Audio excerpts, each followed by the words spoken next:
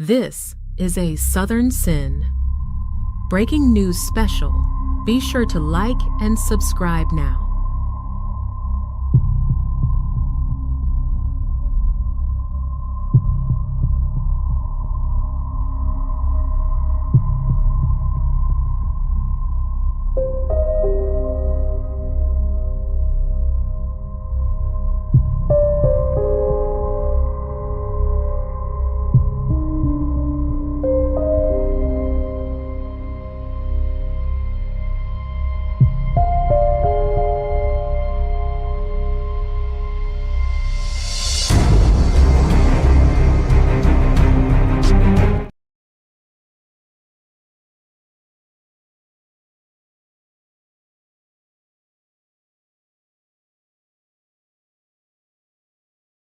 Teenager Sarah Grace Patrick went public on social media after her mother and stepfather were shot and killed in their own home. But what happened next has everyone shocked, and it's chilling. Sarah was just 16 when tragedy struck. On a February morning, her 5-year-old sister discovered the bodies of their parents, Kristin and James Brock, both shot in bed. Moments later, Sarah called 911 and then posted tearful TikToks and a haunting eulogy online, ending with the words, "I'm sorry." Now, authorities say the story isn't so simple. Sarah faces 2 counts of murder and 2 counts of aggravated assault, and she'll be tried as an adult. Investigators say a mountain of physical and digital evidence points to her involvement. Her social media activity, reaching out to true crime TikTok influencers, has only fueled suspicion. With no clear motive, the community is left asking the same question everyone's asking. Why would a teen allegedly kill her own parents? The case is far from over, and prosecutors claim they have evidence no one has seen yet. Follow the live trial daily on at Southern Sin. True crime just got darker. Catch the full episode on the link above. Subscribe to at Southern Sin today and hit the notification bell for more live original episodes Wednesdays at 8 p.m.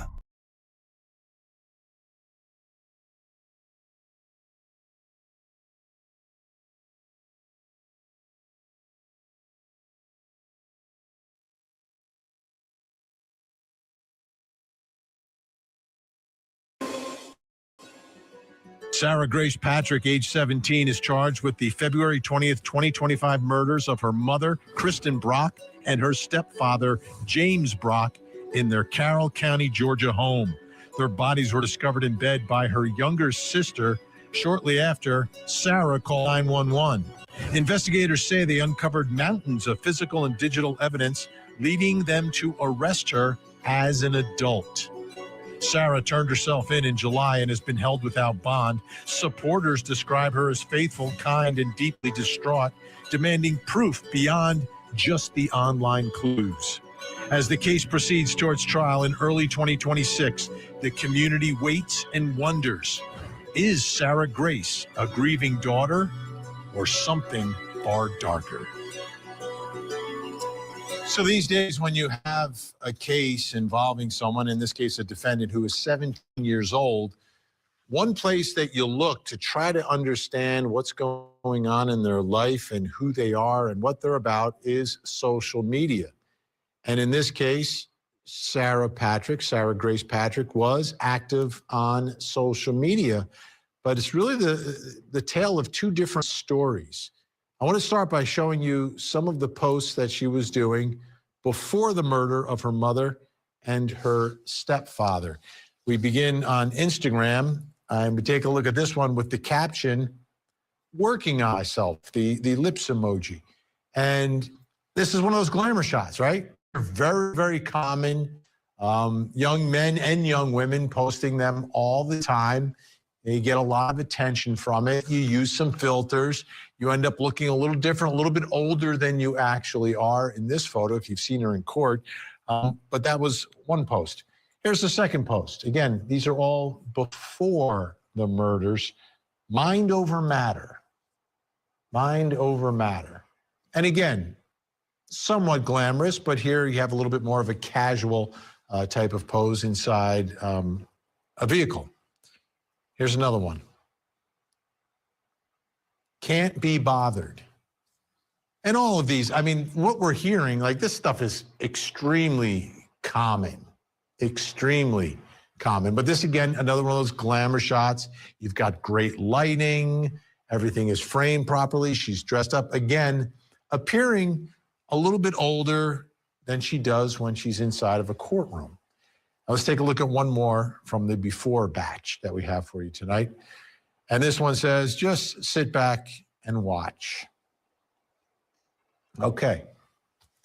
Again, pretty standard stuff.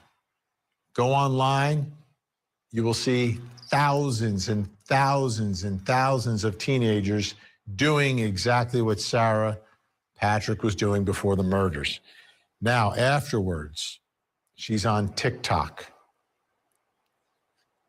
And things are a little different. A very vulnerable moment, right? The caption of this one, please send prayers for healing and for a break from everything. I'm so tired. I should probably delete later. This is a whole different version of Sarah Patrick that we're seeing. And her mother's dead. Her mother's shot in the house. She's in the house when it happens. The question is, did she or did she not do it? Stepfather also shot to death. Let's take a look at another one. This one, life's hard, but at least I have my mom. Now, we don't know the exact date of this one, but it could be before, but it's more likely afterwards. Life's hard, but at least I have my mom. Let's look at another one.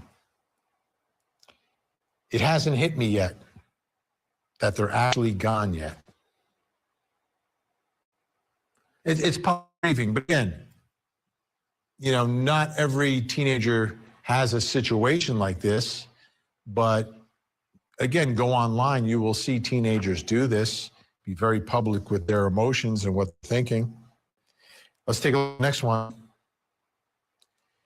This one. I know how it feels to have people saying the worst lies about you at your worst. And obviously this is after the murders, and there are rumblings, and there are, you know, rumors and people pointing fingers. And let's go to the last one from TikTok that we have. A caption on another TikTok. I'll never forget her last time speaking to me. She came in my room when I was in bed watching a show, and she told me good night in a deep voice, acting silly. I should have hugged her. So these are some of the after posts that Sarah Patrick put up there. Now, what else do we know about Sarah Patrick? Take a look at this, folks. This is from a motion filed by Sarah Grace Patrick's attorney. A motion in limine. Motion in limine is, we don't want this information in front of the jury. What do they not want in front of the jury? All comments relating to the defendant texting or having sex with other guys, or any reference to the defendant's alleged sexual behavior or promiscuity. All videos, posts, or pictures depicting or alluding to the sexual behavior of the defendant. All comments relating to the defendant's illicit drug use or hiding of drugs or drug paraphernalia. This is what the defense wants to keep out. So it seems that they are perhaps conceding that some of this evidence exists, right? You don't file a motion to preclude stuff if it doesn't exist. You usually don't. Brings us to the first question in our investigation tonight, an important one. Did social media play a role in what happened? I'm also interested, though, in this information from this motion to eliminate. Let's bring in our guests. Joining me, true crime podcaster from Hidden Killers with Tony Bruschi. Tony Bruschi's with us.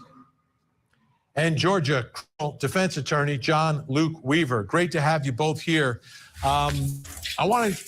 This first question I want to look at from a couple different angles, though, because there's the social media aspect of it, but there's also the defense wanting to limit any evidence of alleged sexual promiscuity and drugs.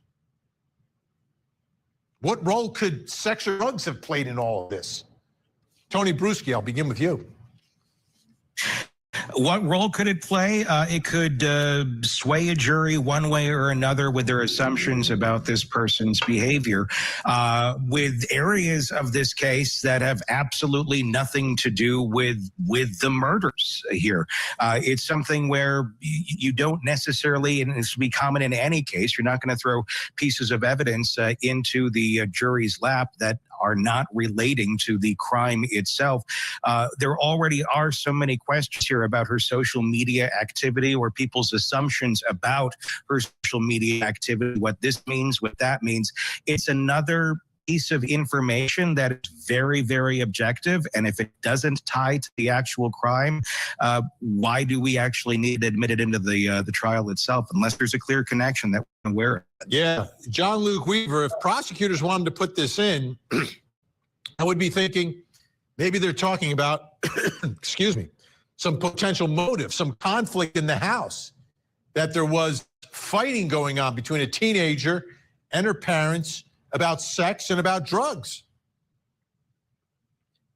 Absolutely, Vinny. I believe that there must be some evidence within the text messages between parents and her involving, you cannot continue to have boys in the house, or you cannot continue to vape or do drugs. And that leads to the kind of controversy that potentially spilled over into murder.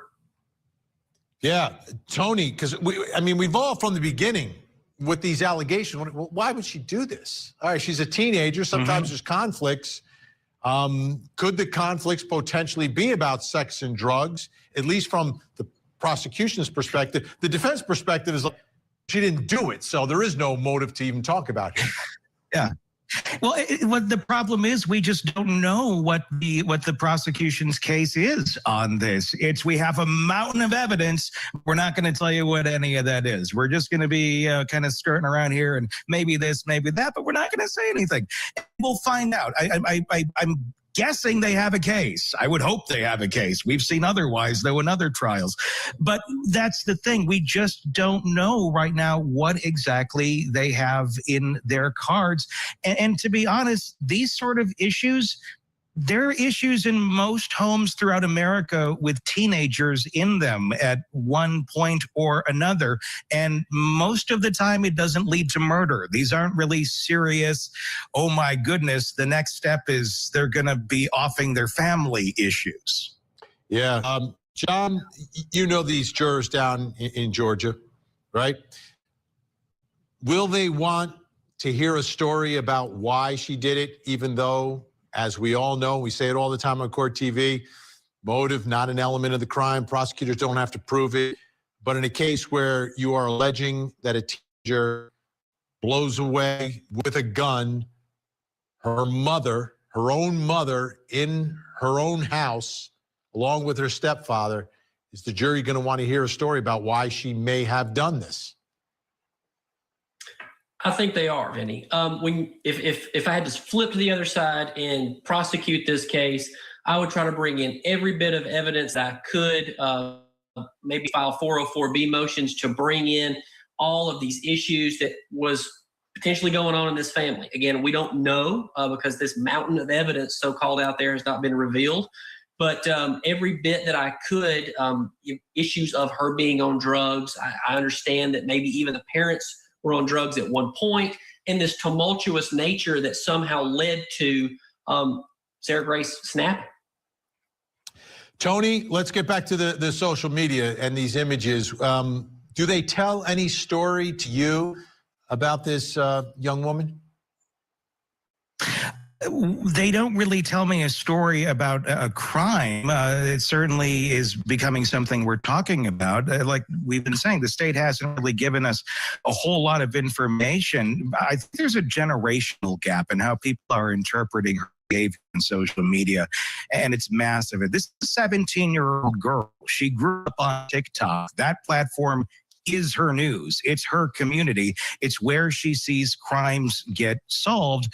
So her mother gets murdered. The case isn't moving. There's no arrests. There's no answers. What does she do? She goes where the audience is. She reaches out to true crime creators to try and get some coverage. And somehow that's suspicious because she believes it will get views. I'm just not following that line of thinking. 20 years ago, if a family felt like their case wasn't getting attention, they'd call a local TV station. They'd go to the radio station. They might fax you, Vinny. This is just their mode of communication today. Yeah, I agree with you there. I agree with you.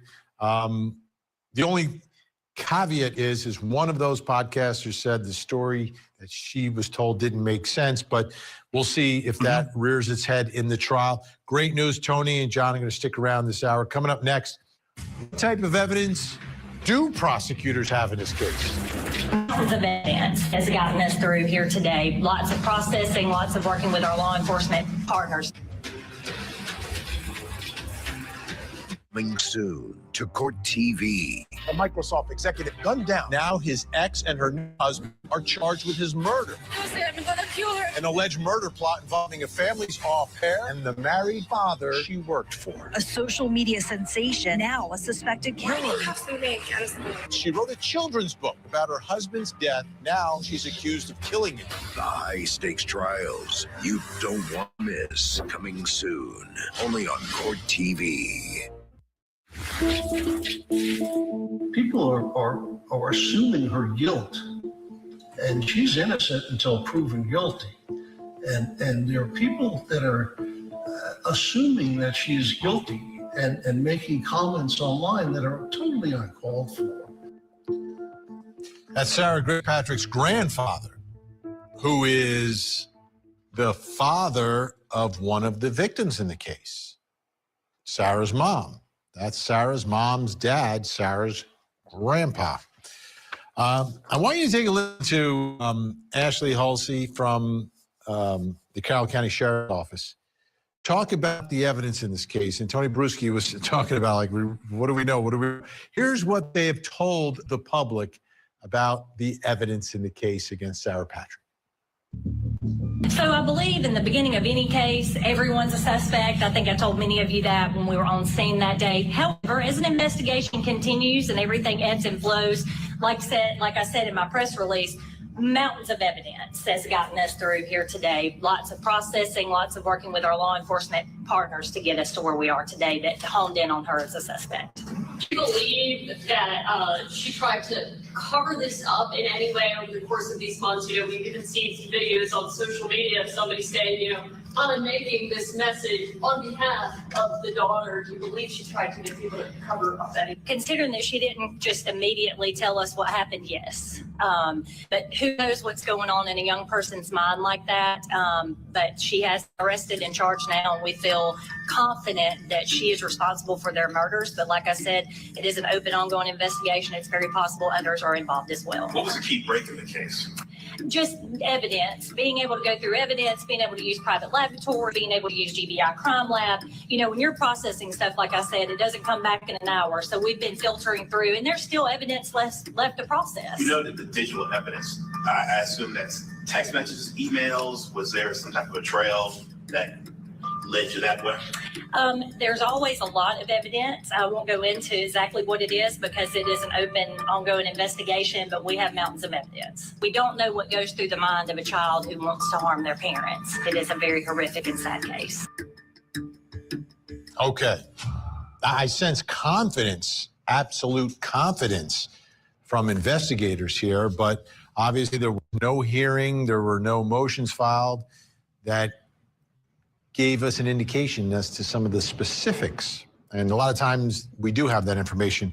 We also know where this all took place. Let's take a look at the home. It's in Carroll County, Georgia, very rural, suburban kind of location. People have property. The house is not huge. It is not sprawling, but it's a nice house. It's got, I believe, 3, maybe 4 bedrooms, all on one side of the house, on that right side of the house. If you take a look at it, we also have an image from up in the sky from the drone. And when you take a look at the drone footage, you can see, as you can see from those pictures, yeah, trees. There's no neighbor right next door to you. So gunshots in the middle of the night, I don't think you're going to wake people up in that neighborhood. So let's kind of review here about what we do know about this case and what's been made public in terms of evidence or potential evidence. So Sarah Patrick's mother, stepfather, found shot to death in their bed. That's Kristin and James Brock. February 2025 at their home in Carrollton, Georgia, Carroll County. Sarah Patrick's 6-year-old sister is the one who discovered the bodies. Sarah called 911 herself, but she was not arrested until July, 5 months later. 5 months it takes to build the case. Investigators say her digital footprint is of interest.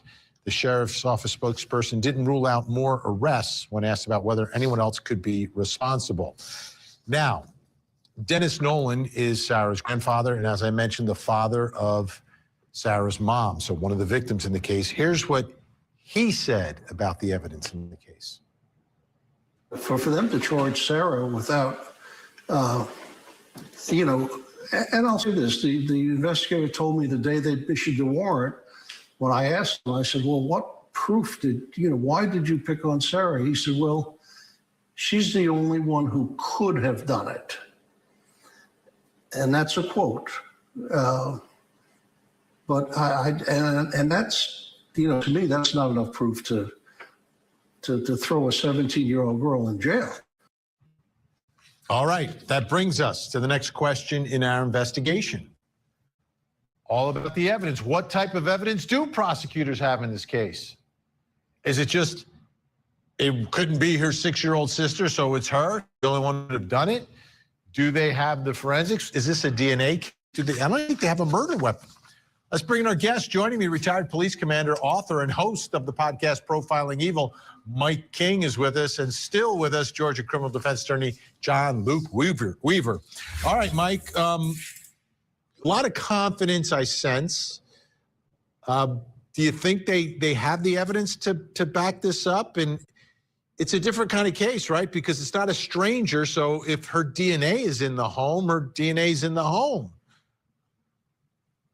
Yeah, Vinny, I think that's going to be a challenge. But if law enforcement was able to collect evidence on site that would link Sarah to the crimes, that's going to be incredibly valuable. And to go forward and say we're going to do we're going to charge this girl as an adult, and to say we have mountains of evidence makes me think that they may have things. I mean, I don't know for sure what type of weapon was used in this homicide or these homicides, whether it was a semi-automatic weapon that possibly could have discharged casings that were laying on the ground that might have a fingerprint on them or DNA from the person who loaded that weapon and fired it, or if it was a revolver and those were retained in the weapon and disappeared. We don't know if the weapon belonged to the father or the home or it originated somewhere else, but there undoubtedly are digital trails of a lot of things that we're not aware of.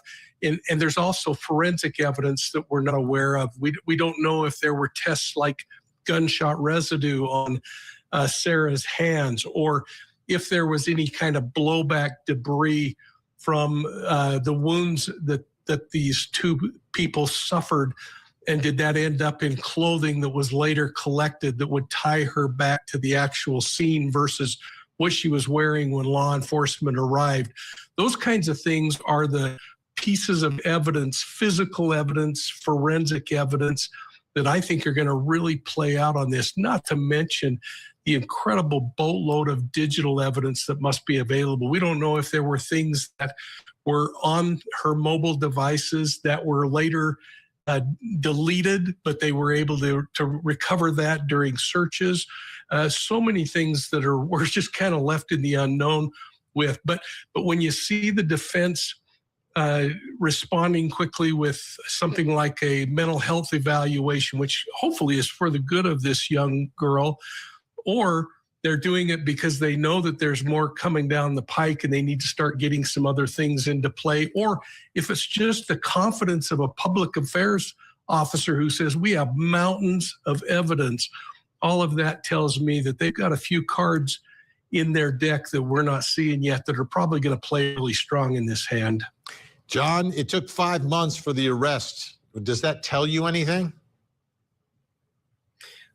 I think she said it. When you're dealing with the GBI and these very detailed, the forensic analysis that's going to come out of so many of these types of investigations, I would imagine that they've probably searched very thoroughly her bedroom, because if you then would expect, where would she go? If she did this, where would she go? She would go back to her bedroom, and a 17-year-old is not going to have a clue how to cover up evidence. So it is very likely that there's probably blood evidence or DNA evidence that was taken from her room. I am shocked from what I'm hearing so far. We've really not argued a lot of motions in this case, or any outside of the motion for bond. I'm shocked that motions to suppress search warrants haven't been filed by the defense, because I imagine if there are mountains of evidence, we're dealing with cell phone searches and searches of her personal property that should have at least been, some motion should have been filed. Yeah, that's been the part, right? That usually happens, and we usually get little pieces and get an understanding of some of the strongest evidence in the case from those motions, but hasn't happened here. John Luke Weaver, Mike King, great to see you both. Appreciate it. Have a great holiday season. Still to come. Is Sarah Patrick capable of double murder?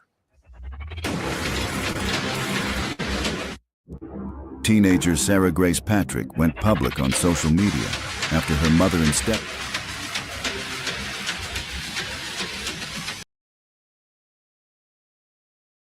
Teenager Sarah Grace Patrick went public on social media after her mother and stepfather were shot and killed in their own home. But what happened next has everyone shocked, and it's chilling.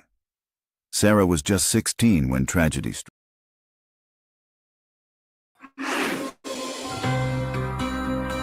In Carroll County, Georgia, a quiet rural home became a crime scene that stunned even seasoned investigators.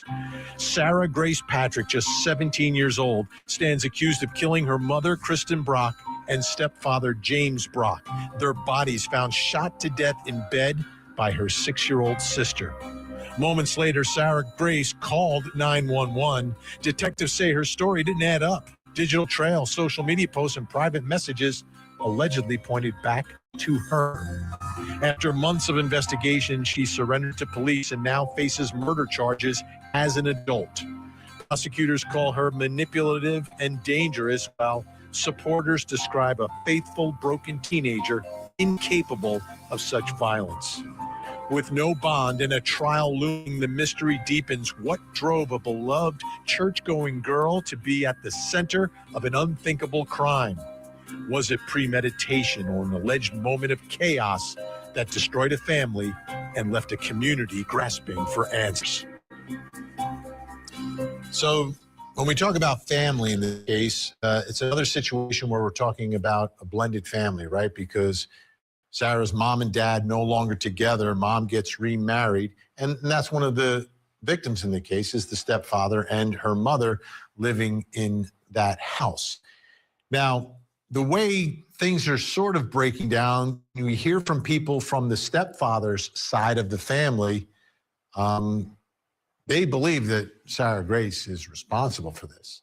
And then you go on the other side of the family, it's not as clear, and a lot of people are questioning whether or not she did this. And so she has supporters. So let's hear some of the various people who are supporting her, family and family friends, starting with her father, Daniel Patrick, who spoke with Newsweek. I know 100% in my heart that Sarah's innocent.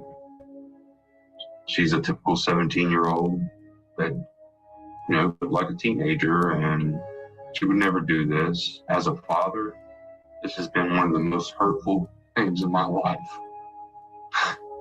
I'm sorry, but it's just hard, you know. There was nothing, you know, DJ, her father he's a good person, and he and Kristin got along very well. And you know, they had their disagreements, but they had been divorced for so long that they got along quite well, and they were cooperative, and Sarah would go visit him at times. You know, they had their disagreements like any teenage daughter would have with a mother.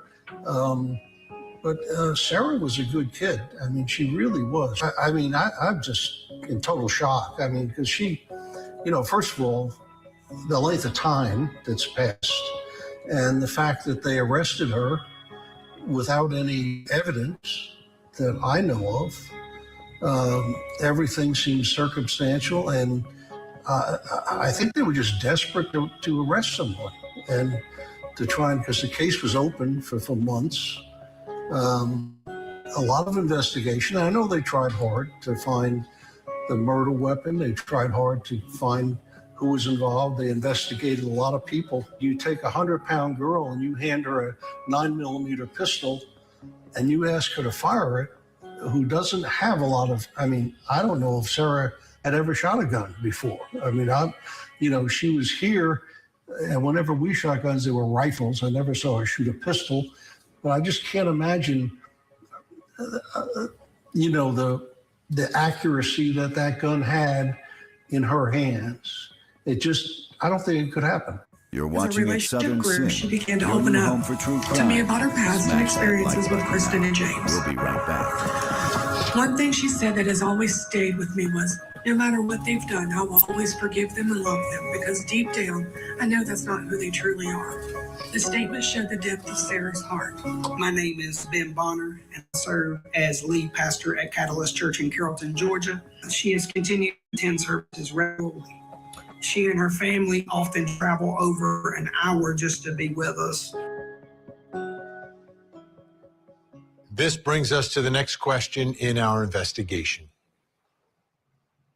Is Sarah Patrick capable of double murder? And you can add the words cold-blooded there, right? Someone's sleeping. That's cold-blooded double murder. Still with me, true crime podcaster from Hidden Killers with Tony Bruschi. It's Tony Bruschi. And joining me, Georgia criminal defense attorney Ryan Brown. All right, Tony, what are your thoughts? I mean, you cover so many of these stories and these cases, and now we're getting a little bit of a profile of Sarah Grace Patrick. What are your thoughts? Well, I mean, is anyone capable of pulling a trigger, even a smaller female? Of course they are. The real question is it likely? Is it probable? Is there a track record here? And from what we publicly know right now, still waiting on mountains of evidence. I believe there might be something in there that they keep talking about, but won't actually show us as of right now. Has there been a single thing that makes this probable based on facts and not feelings? In my estimation, the answer is no. What we have here is a 17-year-old girl being indicted in the court of public opinion based on her social media posts that seem attention-seeking. And I have to ask, I mean, people, have you seen a 17-year-old girl? Attention-seeking behavior on social media is kind of a Tuesday for them. That's not, it's what they do. And if you take a baseline and add her mother was just murdered. She's lived through years of custody battles where she's begged the court to let her live with her father, and they ignored it. She told police at 11 years old she felt unsafe in the home. She watched her mother allegedly try to over her stepfather with a car and then watch them get married anyway. You're not get a girl acting normal after that. But here's my question. What is normal? How is she supposed to act after all of this? What's the right amount of crying, the right amount of TikToks, the right length of eulogy? Because apparently she got it wrong, and now that's evidence. Ryan, what are your thoughts here? Because, you look at the mugshot, you look at her appearance inside the courtroom. She looks younger than she actually is. And I think that's a question the jury may have, is she really capable of double murder? What are your thoughts? Yeah, I think that, as the question's framed, is she capable of double murder? I frankly think that's going to be a stretch for the prosecutors. Now, that doesn't mean that she didn't pull the trigger, right? We don't know if she did or not, but we do have information that leads to the fact that maybe she did feel unsafe in this home. Maybe there was something going on in the home. Maybe there was something where the defense is going to be looking at this as a, hey, she did pull the trigger, but this was some sort of justification, whether she was protecting herself or her little sister or whatever it may be. Maybe she did pull the trigger, but maybe it wasn't murder. Yeah. Tony, what were your thoughts when you saw the mugshot, when you initially saw the mugshot? I was curious because she looks nothing like the TikTok photos. Like, is this the same person? Obviously, it is. But I mean, that just shows, just how different realities can be in lives of teens. They're trying to project themselves one way online to their followers, to their friends, and then in real life, she's a young girl with her whole life ahead of her. And I mean, if you were just to look at her and go, did you commit double homicide? I don't think many people would be checking the yes box on that, but images can be deceiving. Ryan, one of the things that the defense wants to keep out, and we've been talking about this tonight, are allegations of illicit drug use, many sexual partners, promiscuity on the part of this defendant, this 17-year-old. What are your thoughts about that type of information? If in fact it gets in front of the jury, does that change their perception of this freckle-faced accused double killer? Yeah, I think that, any attempt by the state to use evidence like that really reflects on probably weaknesses in their case, right? When we see prosecutors try to turn it into a character battle where they just want to smear this person and make the jury not like them, that's really a risky strategy for the state, because if you look towards appeal or something like that, the appellate courts can look harshly on the state for trying to introduce that type of character evidence. So a lot of times, if the state has a very strong case, as they claim to have in the press, at least we haven't really seen it yet, as far as I've seen, that is telling to me as far as maybe the strength of their case. So, hey, they're taking this position where, well, we're just going to try to make the jury just not like her and make her look like some sort of bad person because she's a teenager who's done, smoked some pot and has done whatever else that, frankly, is not relevant whatsoever to whether she committed murder or not. Now, if they've got some smoking gun that ties the drug use or something into a motive, then I see that coming in. I see it being appropriate.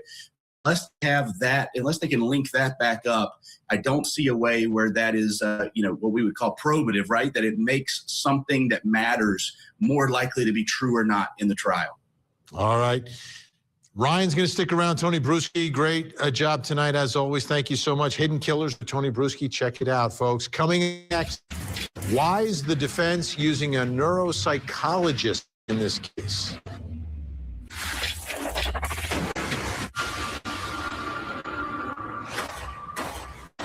I'm going to ask you a lot of intensely personal Teenager questions. Sarah Grace Patrick went public on social media after her mother and stepfather were shot and killed in their own home. But what happened next has everyone shocked. And it's chilling. Sarah was just 16 when tragedy struck. On a February morning, her 5-year-old sister discovered the bodies of their parents, Kristin and James Brock, both shot in bed. Moments later, Sarah called 911 and then posted tearful TikToks and a haunting eulogy online, ending with the words, What kind of person she really was? I mean, I'm her grandfather. She and I were very close. And she was a wonderful little girl. Sarah Patrick, her grandfather, is convinced. And his daughter is the victim in all of this, one of the two victims. So his opinion does have some meaning here. Take a look. In a recent hearing, Sarah Patrick in court, the defense said that they're waiting on a report from a neuropsychologist that they hired. A neuropsychologist. That person did a mental evaluation of Sarah over multiple visits. Prosecutors said the results could lead them to get their own evaluation. And this is the one thing that could delay the trial from beginning right at the start of the new year. Take a listen to the judge and the attorneys talking about it.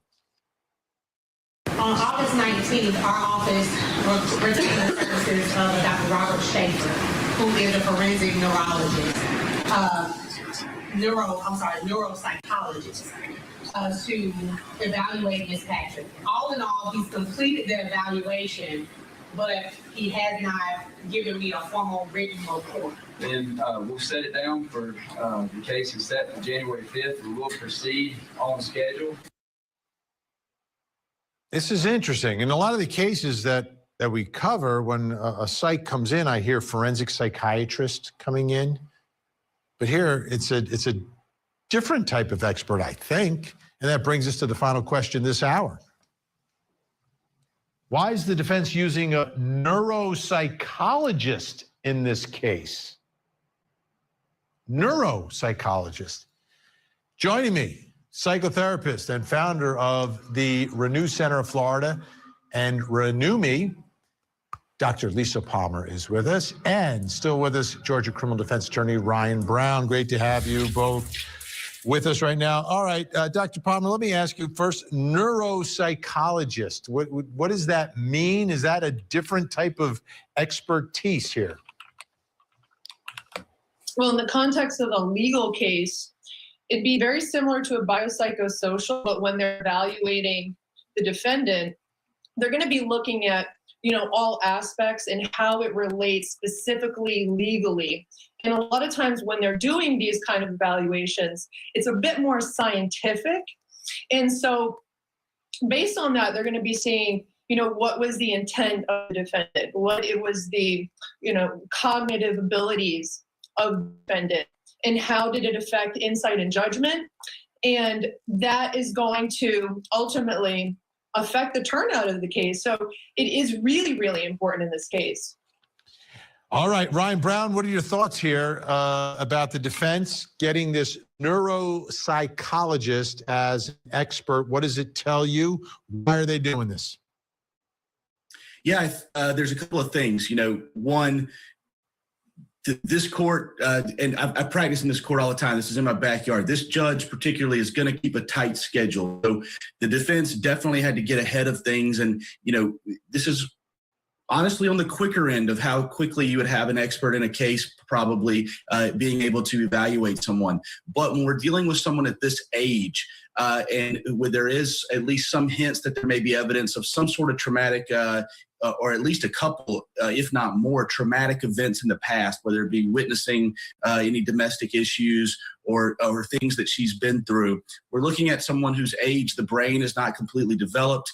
We may be trying to evaluate from the defense standpoint how someone of her age would react to certain scenarios, how a 17-year-old's brain may process and react differently to someone who's 37 or 47 or even 27, right? Especially when we start talking about the social media stuff. That's been something that both the law enforcement and the court of public opinion has been really focused on is, hey, this is why is she acting this way? Why does she behave this way, right? That is something that an expert can come talk about, right? Is, hey, this is the brain of a 17-year-old. Are they responding how they should respond? Who gets to decide whether someone's TikTok or Instagram is an appropriate response, right? So there's kind of two ways the defense could be going. Is it, hey, we need to focus on the things that were happening online immediately afterwards and whether they were appropriate or not? Do they tend to make it more true that maybe she did this? Or is it, hey, how she responded to things that have happened in the past to her, and could it have made it more or less likely this case that she did? Dr. Palmer, how does this evaluation go? How do you get the information? Right. So one of the things is scanning documents and looking at documents that are out there. So they're going to be talking to different officials. They're going to be looking at her history, everything from, her medical and health history to what's happened in school to interviews with family members and friends and people who may have known her to see if she's had some kind of a history, if there's a, documentation of previous records of incidences. They're going to be looking at all of that, and they're going to be doing neurological testing as well, and also seeing if she has a previous, mental health history. So if she had ever been to counseling or had ever had issues regarding, mood instability or substance abuse or, a variety of factors like trauma and how trauma can affect somebody, and if there's any dissociation there, if she's had any instances of that, what her emotional regulation is, what's her memory, and how all of these factors will play a part in sort of the design of this person mentally. And then that's going to help to paint a picture as you're gathering evidence of what she said or didn't do in the eulogy and online and whatnot. It will paint a better picture of what's going on. More of an explanation. Yeah, that makes sense. So it's not necessarily going to be an admission that she did it. It can be explaining some of the surrounding behavior. Great job tonight, Dr. Lisa Palmer. Great to have you here. Ryan Brown, thank you so much. This trial is set to go in the beginning of the year unless this new wrinkle that we're talking about right here involving this neuropsychologist completely changes the case. Will it go from someone else did it to some mitigating factor that attempts to explain some of this behavior? If so, that may be a completely different trial. Of course, we'll cover it. I'm Vinny Politan. We'll keep digging for the answers. You're watching It Southern Sin, your new home for true crime. Smash that like button now. We'll be right back.